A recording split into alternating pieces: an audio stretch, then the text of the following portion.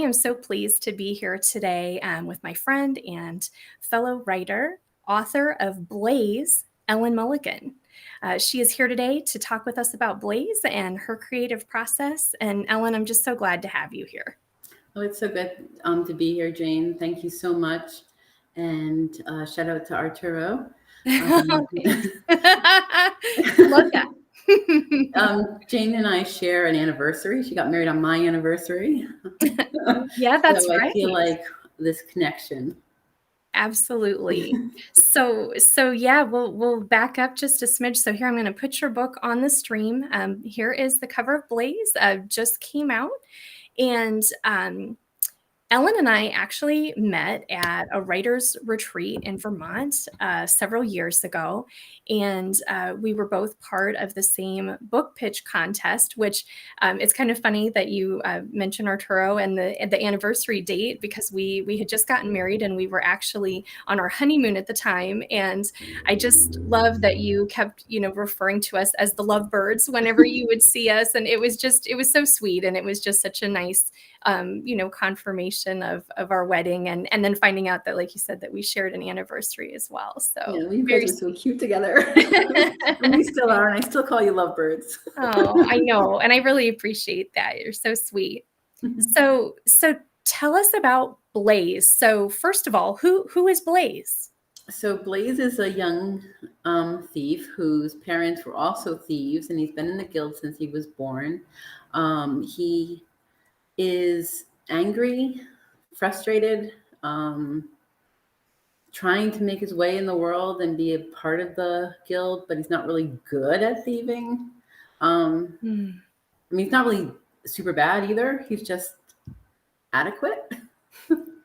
And he's trying to gain the praise and recognition of his master, whose name is Locke. Yes, Master Locke, like the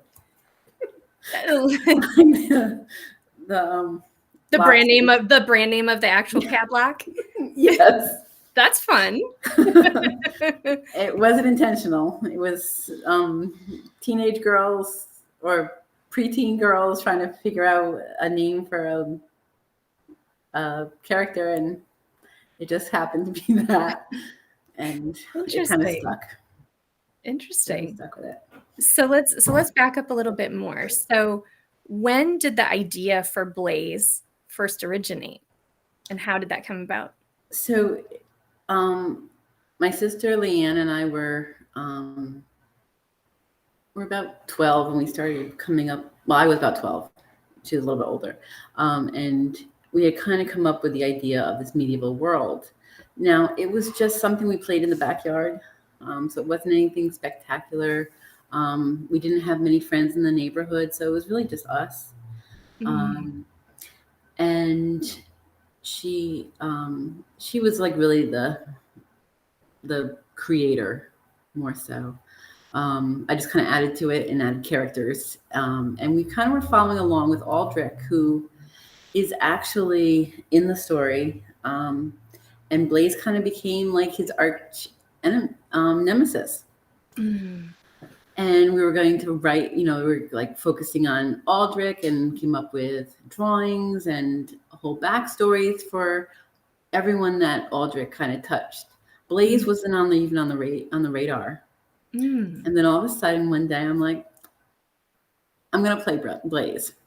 And he had a different name at the time, but we're not going to mention that. Okay. Or what it is. Right. And after that, I just fell in love with him. Like, I don't know what it is about him. He just like really developed more so. Things were more interesting. Aldrich, everything was too perfect. Blaze, nothing was ever perfect. Everything always, found some way to get messed up. And so fast forward, so school would get in the way, because this is what I was more interested in. So when we had school, anytime we had a chance to write, I would write. So like if there was a study hall or we had a substitute teacher, I would just write. And so I'd come home and I'd show Leanne the story, and then she'd turn around, she'd give me something that she had written. And then as we grew older, work got in the way. So, on break, we would do the same thing, and we continue that back and forth. And back in like the early 90s, I think we actually picked it up and said, this is kind of good. It's kept our attention for how many years now? Like 20? It's got to be at least somewhat interesting to someone else. So I was like, okay, what we're going to do with it? Well, I had gone to school for art. I was going to be a great artist. I did get my certification in art so I can teach art. Yeah. But there was no way that I could do graphic design, being a graphic artist. And I didn't have as much as desire to do that. So there went the idea of a graphic novel. Okay. So that was kind of what you were thinking about at first, was more of a graphic novel? Yeah. And I mean, my art's not bad. It's just not to the level that I wanted it to be at. Sure. And that would take years of practice. Okay. So then I saw this contest, and fast forward to family, 3 kids, husband, no time to write, still writing the stories. Sorry. That's okay. Someone else is in the room. And we were always interested in like medieval things. And so the contest came up, and it was like, it would give me a chance to just sit down and write. And there was one part that I had written and I had misplaced it. So a lot of my writing is disrupted by my ADD. Sure. So, and I hate to read. This is going to floor most people. I hate to read. I do not read. My sister was in love with Tolkien. Absolutely loved Tolkien. Everything about she and one of my best friends as a child would argue over who loved Tolkien more. Wow. My friend Diana was more into The Hobbit. Liz liked the elves more. I'm sorry. So they would fight about it, and I would just listen and learn about it through my sister's words. Oh, interesting. Yeah, I know, it's so weird. No, I think that's really interesting because, the way that you start the book with the prologue is with someone telling a story, like reciting a story. So that's really interesting to hear that, that your sister was actually telling you kind of the story of, like Lord of the Rings and The Hobbit and things like that, because you didn't necessarily enjoy reading or just it wasn't your thing. So that's really interesting. Yeah. It always was kind of disappointing, because I'd sit down, I'd be ready to read, and then I'd fall asleep, or I'd have to read the part like the same line like over and over. It was like 20 times in a row, and I still didn't grasp what it said. So reading was always difficult. And I actually put that in the acknowledgments, because I thought they were going to be in the beginning of the book. They ended up in the end of the book. So my first acknowledgement is actually to the reader. Can I read it? Yes, sure. Go ahead. Okay. This is a place that I tend to overlook because I just want to get into the story, and my ADD won't let me read a single word more. But don't fret, dear reader, if that is your intent. I don't mind if you continue on and choose the prologue first, or head right into part 1. The book in your hand is the one that I have always been distracted with. The one that if there was a book such as this, I may just have been able to read it without having to reread the same line 20 times to just get the sentence to make sense in my head. When reading becomes difficult or boring, take a break. I am with you, dear reader, and I understand. Together, we will embark into the world of Marius. I have written this book by parceling it out in parts, allowing you a momentary escape. I am not above acknowledging that reading is sometimes a chore. But my wish for you, dear reader, is that Blaze captures your imagination as he did mine. Therefore, my first acknowledgement is to you. Thank you for taking your time to walk with Blaze. Very nice. Very nice. And I think that that is a common challenge, for people with ADD too, of the struggling with reading and having to reread sentences and things not making sense to you, like being able to remember and process and things like that. So that's really interesting. And I think that's a really nice acknowledgement to the reader too, of saying, hey, thank you for like embarking on this journey. And I recognize that this, may be a challenge. And, it's also quite it's quite a hefty book too. So, it's like a 400-page book. So in writing it, did you feel like you needed to design it in such a way to kind of give the reader a bit of a pause? Originally, when I had first started writing it and really kind of had it designed, it was designed in it wasn't really designed in chapters. It was more designed in sections. And I was thinking, because, for me, reading was more of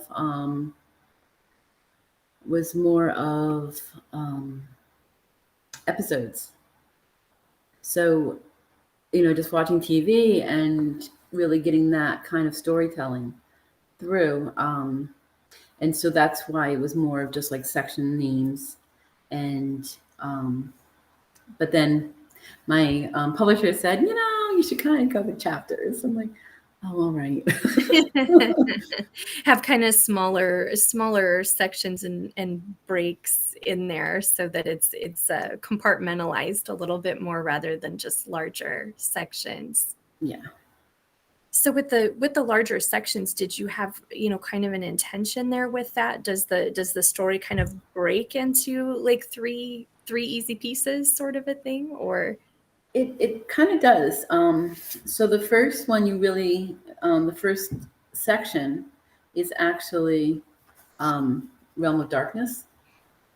And it really kind of shows what each of the gods are in the dark gods. So Okay. this is Makandra, this is Marine, and this is Adun. So these are like the main three gods that you will learn about.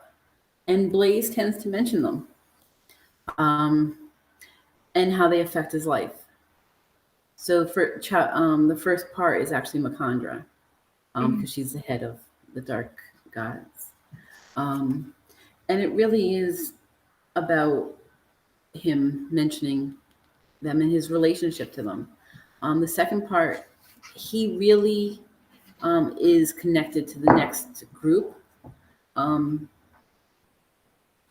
that is the gods of neutrality. Let me see if I can get it centered here.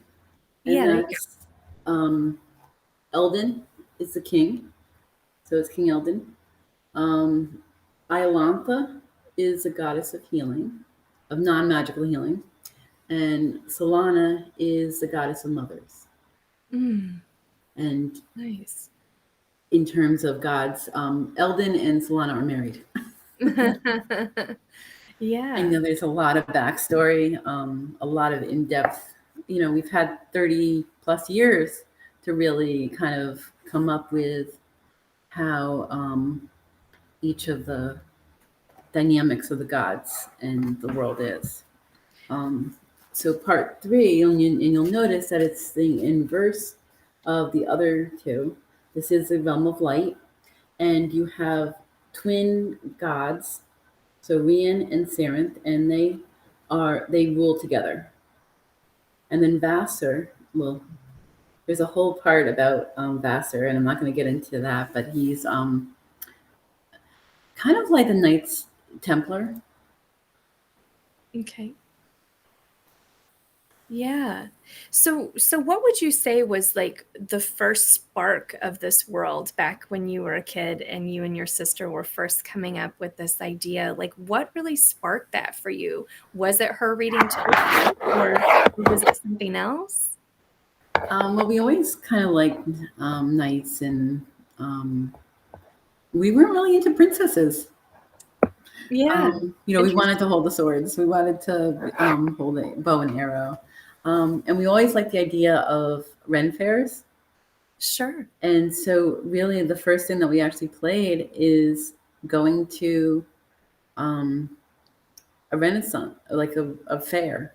And that's a central focus of Blaze in Mm, Marius, is this international festival that people come from all over the world to attend to. mm. Nice. That's really interesting. I like that that distinction too, that you weren't interested in being the princesses, that you wanted to hold the swords and you see that sometimes in other like I'm thinking of like Merida in Brave as an example that I think that's more, her attitude as well. So Mm-hmm. that's just cool to know that that's sort of how, you and your sister were approaching that too. Is there an element of kind of not, not wanting to be passive or not wanting to be rescued, but wanting to really be like that main character and in on the action? Is there an element of that? I don't know if that's really kind of what it was. It was more of, we were kind of milquetoast, very quiet. We didn't like act up, bullied in school. Um, you can't be overweight and be, in the 80s or the Right. 70s. And, so we kind of kept to ourselves. And the fact of being able to, smite those that were bullying might be a good idea. And to do that, you'd have to learn how to do hold a sword or whatever. But we always kind of liked the weapons. And there's a lot of mention of knives and swords. And one of my favorite shows is Forged in Fire, Mm, okay. watching how they make the swords. So Oh, yeah. Interesting. So when you mention so you were kind of slowly working on this around, your family and work and, other obligations so you said like for 30 years, you would say? yeah, well, I won't say Ish. exactly how old I am. Right? Ish, around there. Around this, over 40. Right? Same. Same here. So what would you say really kept you engaged with that and coming back to the book when you had been working on it for such a long time? What really kept you going there? I think it was Leanne, really. Mm. We would still, come up with ideas and, um, write back and forth. Um, So that's nice, I think, too, hearing about, that partnership that helped for the creativity to keep flowing and keep the story going. That's really interesting. And I'm sure that's created, a really special bond between you and your sister as well, yeah, other than and the just being weirdest part siblings. is like, when in order to keep it going, we would come up with like new ideas. And when I'm writing, I don't write like I don't have a set outline, because my Sure. ADD doesn't like that. I write much differently than most people, and everyone. I work in education, so to know that you're supposed to write with intention, right, and to come up with a theme, and honestly, most of them come on their own. When you step back and you look at what you actually write, and it's like, wow, that's a really good point. One of my favorite lines from the book is lies become truth when you try to make sense of crazy. Mm. Mason says that to Blaze in part 3. And it really kind of speaks to the world that we live in now. And it's so funny that, we started this 30 years ago and it's so relevant to today. Interesting. Can you say that quote one more time? Lies become truth when you're trying to make sense of crazy. Interesting. And So go go ahead. ahead. No, you go ahead. I was thinking also, so there's not many people that Blaze can rely on in all reality.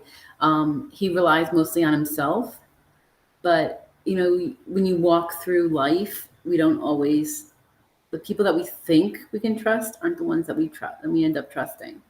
Mm, Blaze has this chance meeting with someone, and her name is Henderly, and she is the only one that really shows an interest and will correct his behavior mm, um, to make him better. hmm, Everyone else just kind of like disregards him. mhm. Interesting. Would you like to read a passage from Blaze just so that we can get a taste of it? Sure. Okay. So in this part, Blaze has just met a woman. It's his birthday. Now that's not birthday. It's not like really a celebration. It just simply is the day that he was born, the anniversary of that day. Mm, And he's going to get. He surmises that he's going to get some soup and pay for it himself at the Two Realms Inn. okay. And so he's walking through town and he comes across this woman who is kind of tempting him to change his plan. So that's where we meet up with him. And Blaze stopped walking, and she's looking for her way home. Blaze stopped walking and stood fast with his arm crossed. He mounted the pouch on his belt and carefully secured it so it was harder to lose. I sort of know the way, but I really would like to get some help. The gods arranged for us to meet. I might have a map here somewhere here. Blaze's eyes widened with fearful knowledge. The woman again grabbed his arm and pulled him along. What's your name, sweetheart? What's yours? I call myself Amoria. What is your name? Blaze of Ballerton. Well, Blaze of Ballerton, I am glad that our paths crossed today. Blaze felt uncomfortable, but he continued walking with Amoria anyway. Where do you go to school? School? Blaze laughed. I don't go to school. No. I thought all children went to school these days. Oh, well, are you at least apprenticed? Kind of. Blaze's face reddened. Amoria stopped crying and the two walked in silence. As aged and disabled as Amoria seemed to be, she never complained nor lessened her pace. Trees opened up to a small grove and a series of paths that ran deep into the wildwood. Blaze hesitated. He realized that this was farther than he had traveled, and he sensed he was quite a distance from Ballerton, yet they hadn't walked that far. Um, Amoria? Yes, child. Her voice was light and inviting. Can you find your way from here? Blaze turned to her. No! Blaze jumped at the harshness of her response. No, sweetie. Her voice returned to the previous sweetness. Blaze squinted his eyes, straining to see down the paths, but to no avail. Each was overgrown, and the trees loomed menacingly, attacking each traveler. Blaze's instincts were to run, but Amoria looped her arm around his and encouraged him to continue on. This way, Blaze of Ballerton. Amoria smiled, but there was an underlying deception that Blaze couldn't put his finger entirely on. Maybe it was the way she used his entire identity, as if she was pinpointing him for some distinction that he had no desire of receiving. Amoria guided him into the darkest path towards the left. Somehow, he knew this was the path that Amoria would choose. My lady, I want to turn around and go back to Ballerton. I forgot that today's your birthday. I know. That is a reason for you to accompany me. Oh dear, I've said too much already. Her words didn't fit her expression. She continued to smile, revealing yellow-brown teeth. His stomach turned. Amoria, he said, disregarding the previous attempt at respect. Didn't you tell me before that you were lost? But now I am found! Blaze pulled back, glaring at the woman with skepticism. You are found? I'm confused. I thought you had said that you needed help finding your way home, right? But now you're telling me this is about my birthday? Wait a minute. How'd you know about that? I didn't tell you. The others told me. It's a surprise. Surprise! What? Blaze's eyes narrowed and he pulled away from Amoria. Now he knew that this was a trap. He stood evaluating the rumbled creature that stood before him, while his mind raced with questions. Easy, dear. We don't want any trouble. We? His muscles tightened and his jaw clenched shut. He spoke through teeth, using a voice that was unfamiliar to his ears. Yes, we. It was then that he saw them, emerging from the darkened forest in rows like a red-coated army. Blaze saw the small monsters coming forward, with eyes glowing a burning yellow. One, who Blaze immediately thought was their leader, carried a flaming spear, and all were afire. All in all, there were more than 100 pairs of eyes deep in the forest. Before he could react to the fire creatures, he caught sight of Amoria's ring.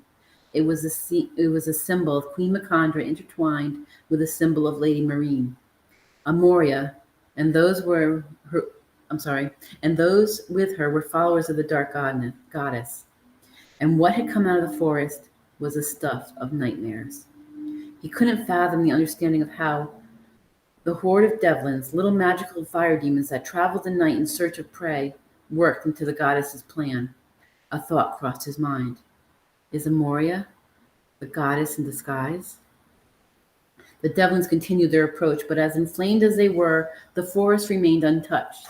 They soon surrounded Blaze. He could smell their sulfuric, bitterly pungent aroma wafting on the autumn breeze. By Eldon's crown, Blaze shook with fear, and he cried while looking to the sky for a higher power. Oh, goddess, I apologize for anything I have done against you. Fear unlocked his body, and he fell to his knees, and tears streamed down his face. Amoria cackled with amusement. Who? Oh, I see you noticed my ring, did you? No, I'm not her, nor her follower. I am Amoria, queen of the devlins. These around you are in my keep as my friends and family. They do my bidding in exchange for that. Well, you don't really need to know anymore, do you? Blaze shook his head violently. Stand up, boy. When I saw you, Blaze of Ballerton, I knew that you were perfect. Perfect for what? Oh, by the God, you're going to eat me. No. No. Amoria laughed at Blaze's absurd thought. Perfect, dear, to take my place. Your place? Yes. Are you not able to hear well? That might be a problem. Amoria muttered to herself until she finally made herself audible again. Blaze tried to hear what she was saying, but his pulse pounded in his ears. Oh no, you can hear. You were just somewhat simple and didn't exactly understand what I meant. Is that right? I'm not simple. When I said place, I simply meant as Queen of the Devlins. Well, we could change that to, let me say, Prince of the Devlins. You are much too small to be king right now. What are you, about 8, 9 years old? Amoria continued to speak, but Blaze stood there, processing Amoria's request, trying not to stare at the glowing eyes that still kept watch on him. Why would she need an heir? Did she plan to die? Why him? What did she give them that was worth their loyalty? And I'll stop it right there. Very nice. Thank you for sharing that. Thank you for letting me read it. Yeah. Well, and Ellen was also kind enough to send me a couple copies of Blaze, and one of them she would like to give away today. We have about 12 live viewers right now. So if you guys are interested in getting a free copy of Blaze, courtesy of Ellen, please just go ahead and write a comment. I want Blaze in the comments, and the third person who comments will get a copy, and we can follow up with you on that after the interview. So let's talk a little bit more about your writing process. So you and your sister would exchange pages, and obviously this was in the works for a long time, and obviously it's such a huge, epic kind of story. So once you when you actually were working on the writing of it, what was your process like? So it's funny that you asked that because, again, the process is not really normal. It really is ADHD. It's kind of like pieces that have all woven into each other to create the story. Most of the time, when it comes to writing, I am literally chasing after the characters. Things that I expect to happen end up completely going in a completely different direction based on something that was said or how he would react to it. And it's really kind of funny because it's like I'm like not here. I literally, it's just me chasing after the character in camera view. Interesting. That's great. Well, they often say, and I don't know if you've heard that term before about the plotter or the pantser kind of a thing. Either you plot it out, you're the kind of writer who plots things out beforehand and you do outlines and then you stick with the outline, or you're a pantser, meaning you go by the seat of your pants. And it sounds like that's what you're describing more here is, you're letting those characters, and I've also heard people say that too before, that it's like once a character's voice or those character voices kind of get in your head, that it's almost like they sometimes start steering the story, that it's more like the words start coming to you. And again, you're kind of just following the character. So that's a really interesting concept. And that's interesting that that's how this worked for you. So does that mean that you were surprised sometimes by plot points and things like that? Yeah, completely flabbergasted with how things turned out. So there is this one part, it's chapter 9. It's not a really nice part, but I had written it a number of years ago. And I know I put it in someplace safe. And it was so good in my head. It was perfect. It was beautiful. Well, like I tell some of my students that sometimes you have to do things more than once. And sometimes after you've already done them once, it turns out better the second time. Well, that's exactly what happened in this case. Is I did write this part where he is going to steal someone's pouch, and his name is Lord Pickering, and I put it aside, and I ended up just writing it and following along. And I wasn't expecting the things to happen that ended up happening. And it was just one thing after another. And it took a completely turn. And it was really a dark turn. It kind of broke my friend's son. He stopped reading Blaze, one of the manuscript. He was in love with it, and then he read that part and he was like done. So I would expect that if you have younger kids that you want to read this, to look at chapter 9 and chapter 19 and really kind of read that over first to see if it's something that you want your children to read. You can forget it in the book and just say something happened, and the kids can move on with the story. Well, I'm glad that you brought that up, because I was going to ask you if you had sort of an age, target market in mind when you were writing this, or who you think it's ideal for, like what age of readers. So I'm glad that came up. What would you say regarding that? So that's a really, really deep question, because I'm still questioning that myself. I originally thought it was more for like college age, new adult. And that's what I kind of pitched it as. There are some really dark parts. That one in chapter 9 is almost reminiscent of Stephen King, because it is such a human thing that happens to him. Whereas a lot of the other parts are more guided by the gods.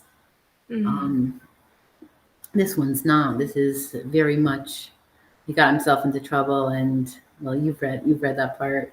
So I won't go into it. So you'll have to read it if you really want to know what happens. So I definitely thought that was for, someone that was older. The vocabulary is something that most people can read. There are a couple of words that might be a little bit challenging.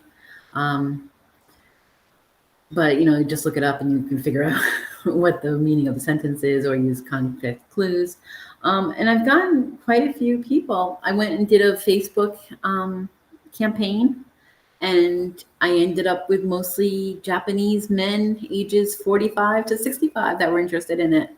Interesting. So who would have thought? I had no clue.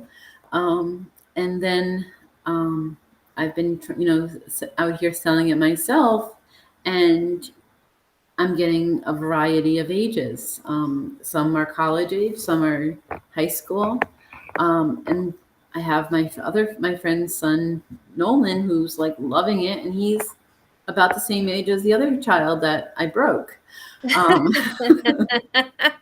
And he's still in love with it. So, I think your kids best. And so I really can't pinpoint an age. There are no swears in it. There's, well, maybe one bad word. But really the swears are all, world bound.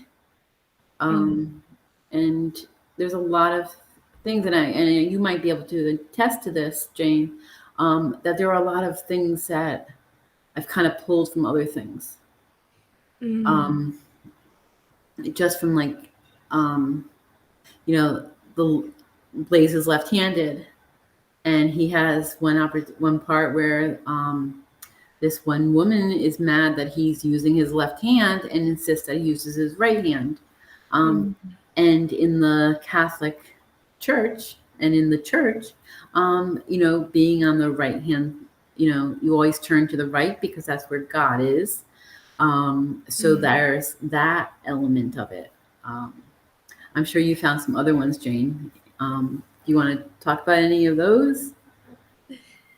Well, I know that one thing that that I definitely noticed with the hands was the palm reading element, and kind of the casting onto Blaze of this sort of negative, like, you're never going to get what you want, and nothing is ever going to turn out right for you, and all those kind of things. And just thinking like, oh my gosh, this is so this is so damaging. Like, if you actually got a reading like that in real life, like how damaging that would be, and how discouraging. And obviously that character is really, playing with him. But what is there something that inspired that as an example? Again, it was the moment. It was pretty much to showcase his birthmark, that crescent moon that's on his wrist. And it wasn't meant to be, but Nightshade is not a nice person, and a lot of the girls in the guild are, they're playing with the boys, and not like anything sexual or anything, but they're playing with their minds. They're trying to manipulate them as much as possible. And Blaze, being that he's been there since he was born, he has like this elevated position that might, being their age mate, might actually be cause of concern for the other kids, because will Master Locke actually be more likely to give him better jobs? Well, I know one question that I have, when you mentioned about doing some Facebook promotion and seeing that it's really appealing to Japanese men between the ages of 45 and 65. Do you have any theories about that, as to why this book is speaking so much to that audience? So I think it has everything to do with anime. And if you watch anime or you read manga, there's a lot of depth to the characterization and to the stories themselves that we don't get here in the States. A lot of the storytelling in the States, and especially like on television, it's pretty censored. And it's sad, but to see, and I think Blaze has a same kind of an element of darkness, as well as what's the word I'm looking for? I can't think of it right now. And substance, and it doesn't have exactly a linear plot. There is a linear plot, but there's a subplot, and they're all intertwined, and there's going to be answers in this book that you're not going to get the answers in this one. It'll be in the next one, or even the next one after that. I am intending for 5 books. Oh, wow. So I know it's that's amazing. So I know where it's going, but a lot of the questions aren't going to be answered in this particular book. But there is an ending. There is an actual ending to the book. Interesting. And so you have that sort of, you have that part kind of planned out, even though you tend to follow the characters where they lead? Yeah. I mean, you have to have some basis on where you're going. Otherwise, there's no reason to go there. So we do definitely have an idea as to where the characters have manipulated and gone to. But it's a journey, and it's such an amazing flight. And it really is a flight, because it's like, it's so fast, and you never know where it's going to take you. Well, one thing that I noticed is, your use of language in the book is really interesting, the way that you write, because I feel like it's simultaneously somewhat old-fashioned sounding and trying to tap in, to that more medieval language, but it's also, it's quite modern, and it feels, it feels somewhat like formal modern language too. Can you talk a little bit about that and just how you were able to strike that balance when you were writing? Not really sure exactly. You just did it? What was that? I said you just did it. You just figured it. But we did grow up with my great-grandmother in our house. Interesting. So that could have had an influence on us as well, and on my writing. My son actually writes the same way. Interesting. So I'm not my 16-year-old son. So I'm not sure if it has anything to do with our speech pattern. And we did go to, we are Episcopalian. So we did grow up on an older text that really kind of used older language. So that could be why. And I actually like watching movies with Katharine Hepburn. Oh, that's great. I think that's really interesting to be able to identify some of those influences. That's very cool. And that's interesting that your son, has a similar writing pattern. Very cool. It's very interesting. Strange. He even admits it's strange. Well, you also have a ton of rich description throughout the book that really is, you're painting pictures with words. So how did that work for you? How does that flow out? And, are you picturing a scene in your head and then just sort of trying to capture that and, see what the characters are seeing? Or how would you say you create that? So I would say, and I don't know how many other authors are here and that what they would agree to, but when I'm writing, I really think about the smells, the taste, the sounds, and the sights. And if I can fulfill all of those in my writing, then I know that that's a good chapter.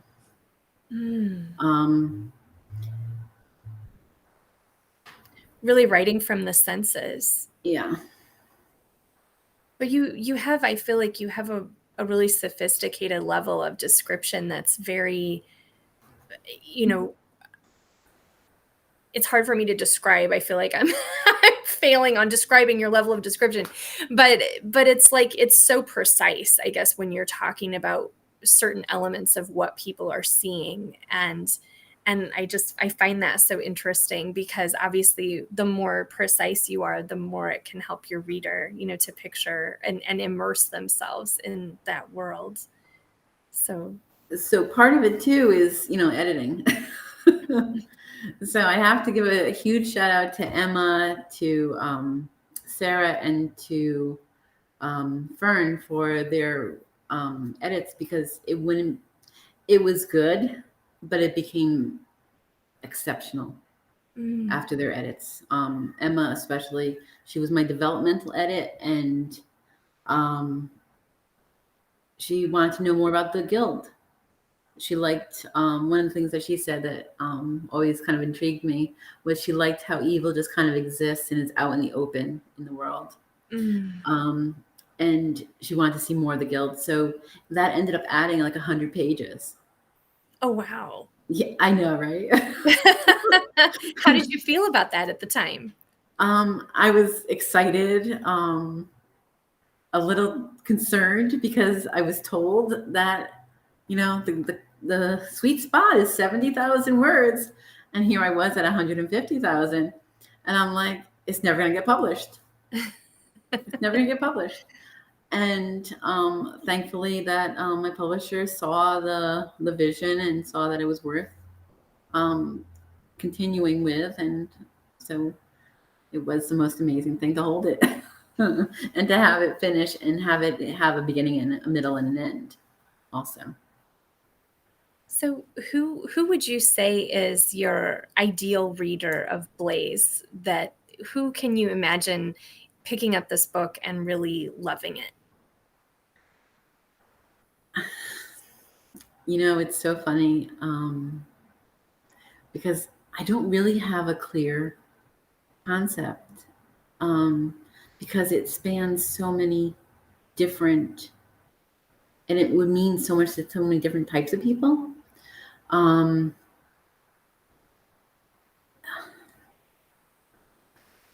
hoping that it would be the mom with her kid that censors it and makes sure that it's okay for her kid to read. And I think if this book existed when I was 12, I wouldn't have stopped reading. I wouldn't have found it difficult.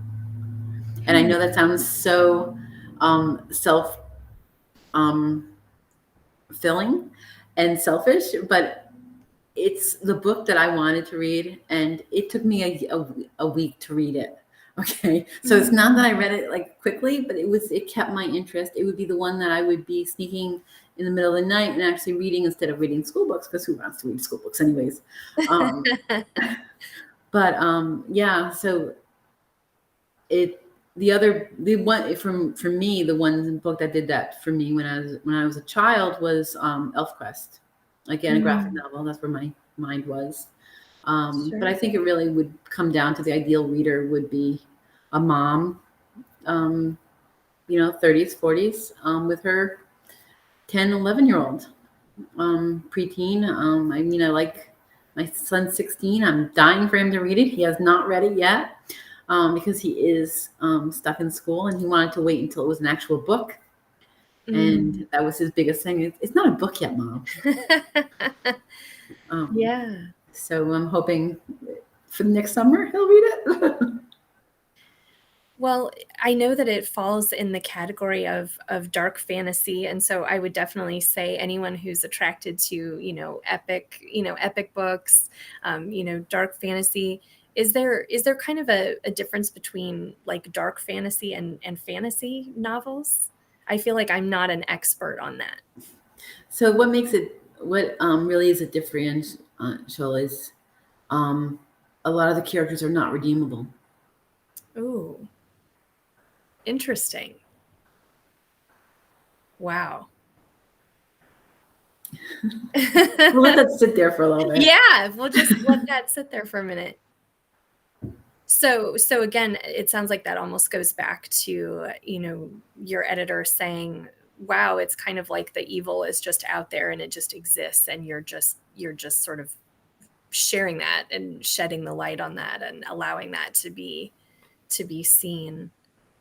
And what's funny is, I was just thinking, just like talking about it, there was one character and he was just a sub character. He doesn't even have a name. He is simply the knacker man.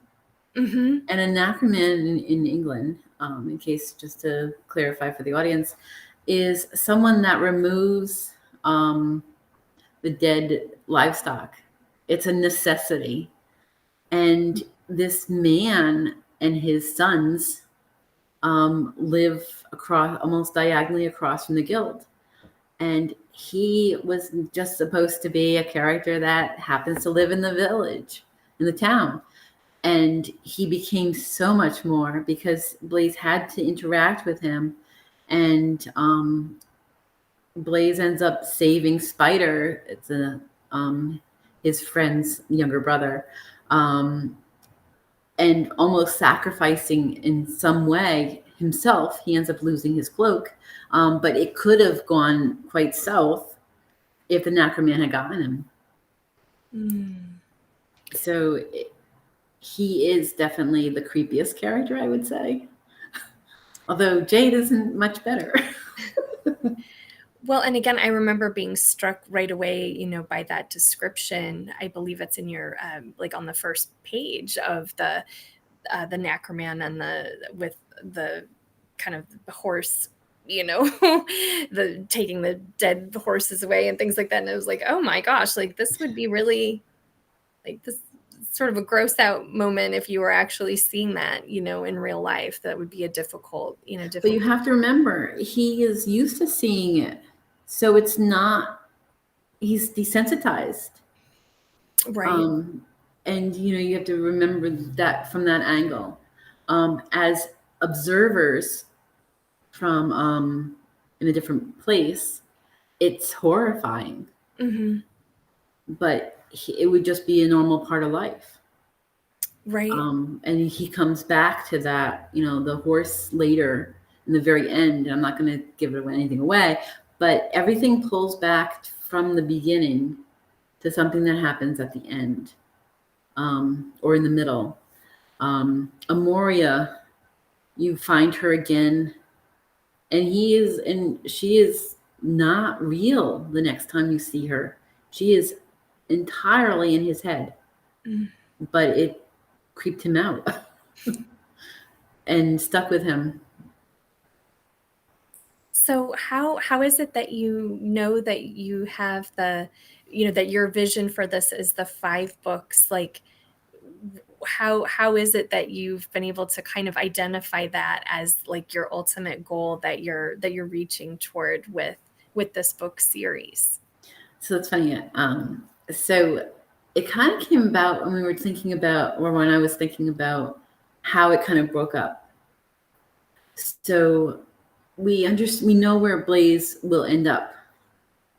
So in order to reach those different pieces, that's how the 5 books are broken up. I don't want to give anything away. Right. No, but like that's interesting. The next part, and this is very apparent in the end of the book, he is traveling with Spider, Venom, and Spider, Venom, and Snip. So you don't really, so you know that that's going to happen. So now you're going to experience the world more, get more of a worldview, and see how other people are, as opposed to this one small town. That's kind of like the mecca for the world.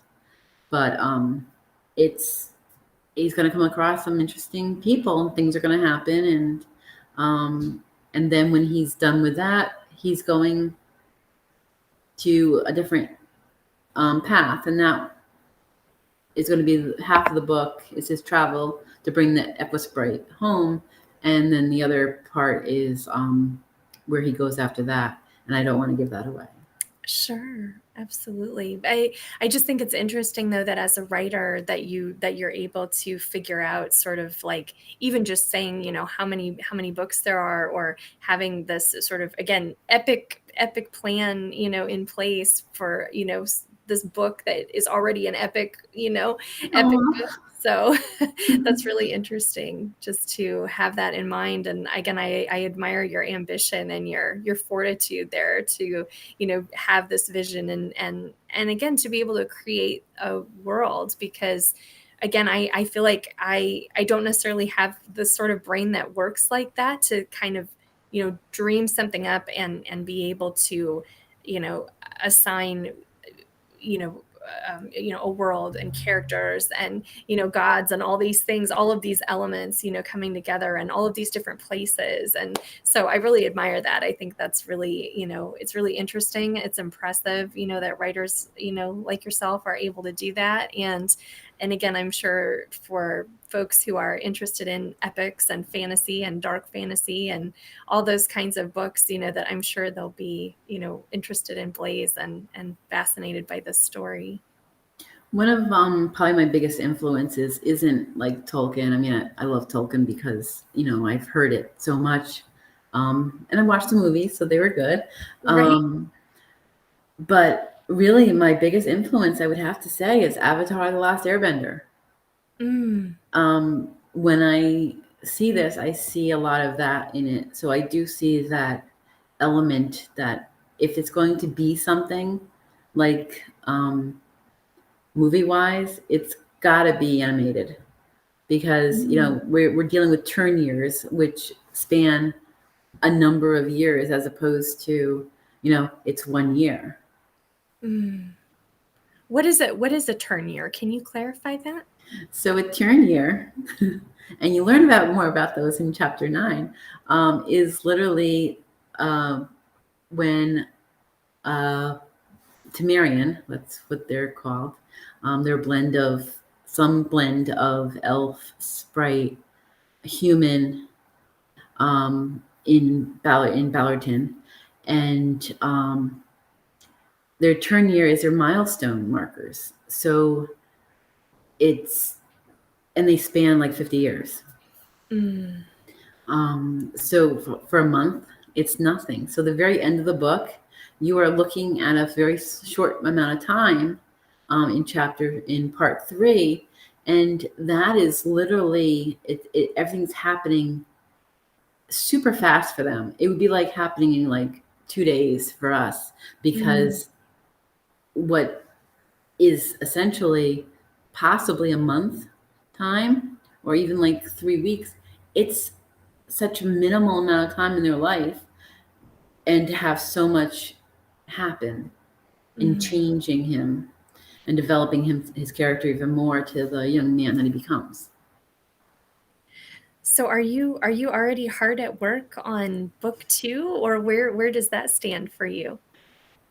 So I'd like to say yes, I am like totally I am halfway through. Unfortunately, no, I can't say I am. Right. But things are developing, and a lot of my process is actually just driving. I'll be driving, and all of a sudden I'll be thinking about how would I solve that problem, or where do I think this is going to go, and there's been some, or I'll be like in the bathroom at Friendlies or wherever, and all of a sudden, gee, this is really a good place where someone could come up and really like hurt you. And it's like, that would be make a really interesting part, because you don't know who's behind you. If you're in like this little encavement, like, oh, well, that would work. So those are the ideas. And so it's really right now, it's just in the development stage. But when I write it, it's going to go straight into it. I don't like books that kind of drag on, the ADD. It wants to like get right into the story. That's why I said in the acknowledgments, skip over part 1. Who cares about the story that he's telling about Ballard? and go straight into today was the day. That excites me more than the prologue. But the prologue's necessary because it tells a story that is going to be throughout the book, and especially essential to the guild because it's on the door. The garish door. Right. Well, again, I admire you for, writing such a huge work and having such a big vision and executing that and completing it. I think that's such a great thing. And what would you say are your hopes for Blaze? To be liked. Yeah. To find the reader that doesn't read, and inspire them. For the kid that's sitting in the back of the class who doesn't say much and is just mediocre in school, doesn't really excel well, to find this inspiration, to find their voice, to be able to tell it.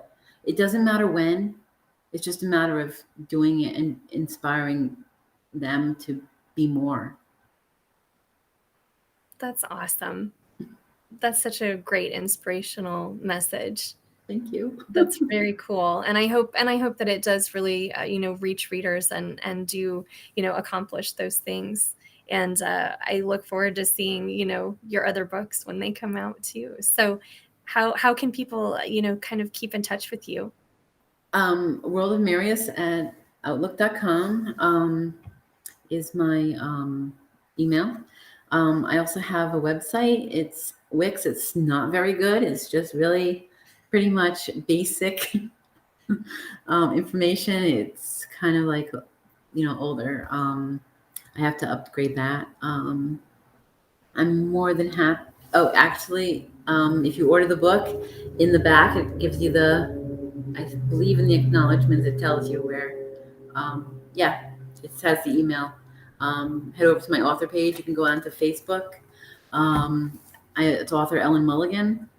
I am also writing another book. I'm just going to quickly shout this out. Yeah, go ahead. It's called Gift. I'm going to be writing it with one of your former authors that you spoke to, B.B. Russell. Okay. So awesome. I'm quite excited about that as well. Oh, very cool. That's a suspense novel. Okay, and it's called Gift? It's called Gift. Gift, very nice. And yes, we had B.B. Russell on to talk about Kindred. So I love Kindred. And that's very cool. And I know that you had found a kindred spirit in her at the writing retreat in Vermont. So I'm excited to hear that. I think that's wonderful that you two are collaborating on a project. I'm sure that's going to be really great. Yeah, she's great. We really connected like sisters. That's awesome. Well, congratulations on Blaze and having it out there and completed and ready to go. I hope that people find it and connect with it. I'm going to show it here in the stream just one last time. So go get Blaze. It's available on Amazon and probably other shops as well, I'm sure, right?